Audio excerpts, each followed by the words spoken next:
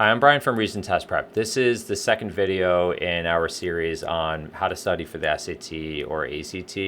And in this video, we're going to talk about using official questions and official tests. So first question is, why? Why use official practice questions and official practice tests? I guess two reasons that are pretty related here. I mean, first of all, the official practice questions and the official tests, they're more accurate in the sense that the questions themselves, reflect exactly the kinds of logic and reasoning and types of knowledge base that you need to have on the actual SAT and ACT. So, sometimes when you're using unofficial questions, the questions just don't reflect exactly, how questions are asked on the actual SAT and ACT. This is especially true for verbal questions. So, it's easy enough really to kind of clone, math questions, although there are lots of bad questions out there. So even there, it's not great. But for verbal questions, I think it's just a lot harder to write questions that really reflect the exact logic and exact content base that the questions on the actual SAT and ACT get at.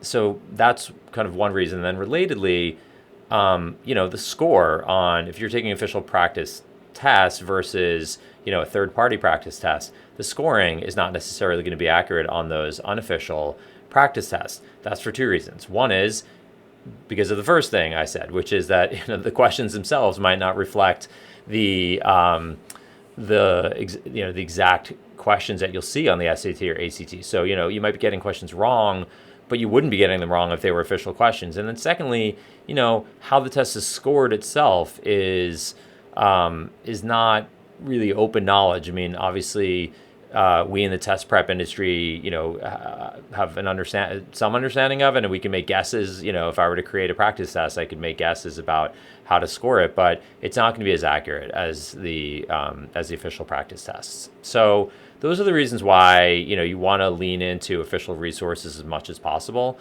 Now, second question might be, well, are there any circumstances in which you would use unofficial questions or unofficial tests?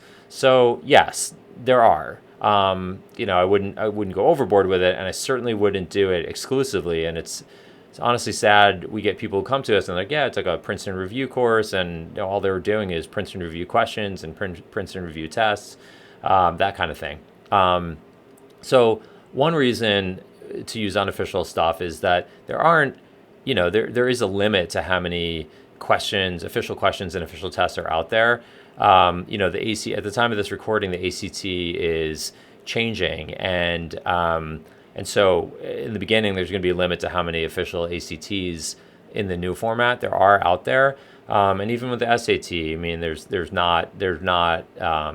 like 7 tests at the time of recording here. So, yeah, I mean, you could easily burn through all of those. So sometimes, you do need to dip into third-party resources to do, let's say, an unofficial practice test. And, you have to take the score with a grain of salt. You have to accept that the questions might not be perfect, but it's still good practice to get in there, especially for the SAT where you're doing it on the computer. It's good to have that experience, and, and even if the score isn't super accurate, it's good to go through the motions of taking a practice test. The second thing is, strategy. I mean, if you're just doing practice tests and just looking at practice questions, you might not be learning how to approach the questions more effectively. So that's another reason to maybe dip into kind of outside resources. So in the previous video in this series, I mentioned Erica Meltzer's books on grammar and reading comprehension. Those are a great example.